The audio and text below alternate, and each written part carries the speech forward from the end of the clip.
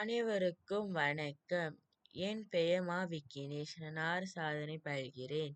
தொகுதி 11 மரபும் பண்பாடும். தமிழ் மொழி பாடநூல் பக்கம் 87.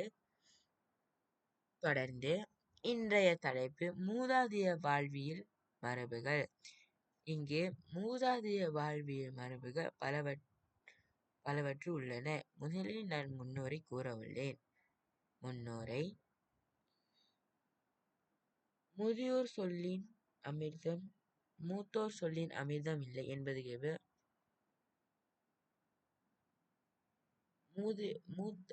முதியோர் வாழ்வில் மரபுகள் கண்டிப்பாக கடைபிடிக்க வேண்டும்.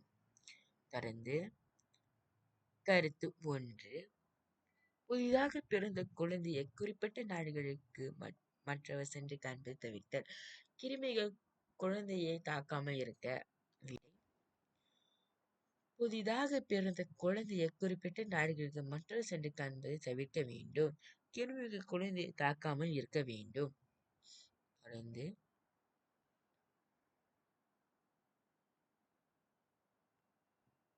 கருத்து 2. வார ஒருமுறை எண்ணெய் தேய்த்து குளித்தல் உடலில் உள்ள வெப்பத்தனியை நச்சு நீக்கி நுரையீரலை பாதுகாக்க.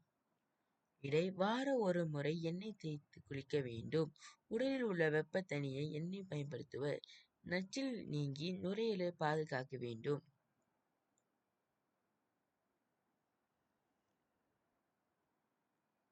கருத்து 3.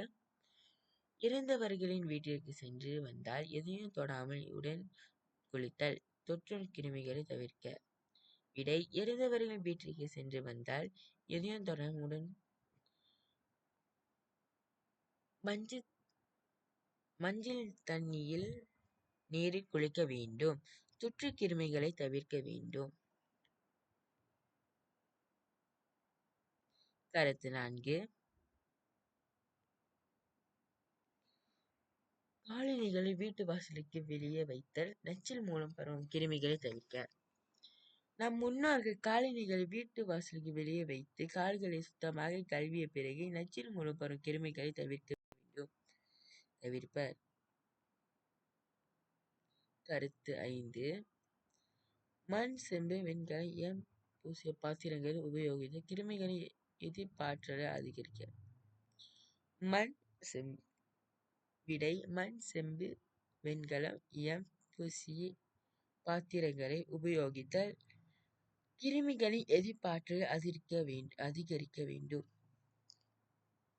கருத்து 6. வாசலில் சாணம் தெளித்து மஞ்சள் நீரை தெளித்து கோலமிடுதல் கிருமி நாசினியாகவும் சிறு உயிரினங்களின் உணவு. விடை: மேலும் வாசலில் சாணம் தெளித்து மஞ்சள் நீரை தெளித்து கோலமிடுதல் கிருமி நாசினியாகவும் மற்றும் சிறு உயிரினங்களின் உணவாக இருக்கிறது கிருமி நாசினி. இறுதியாக முடிவுரை. நம் முன்னோர்கள்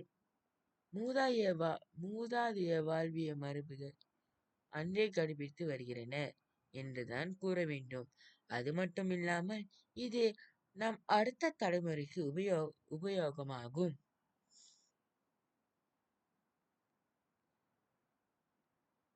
அனைவருக்கும் நன்றி கூறுகிறேன். நன்றி, வணக்கம்.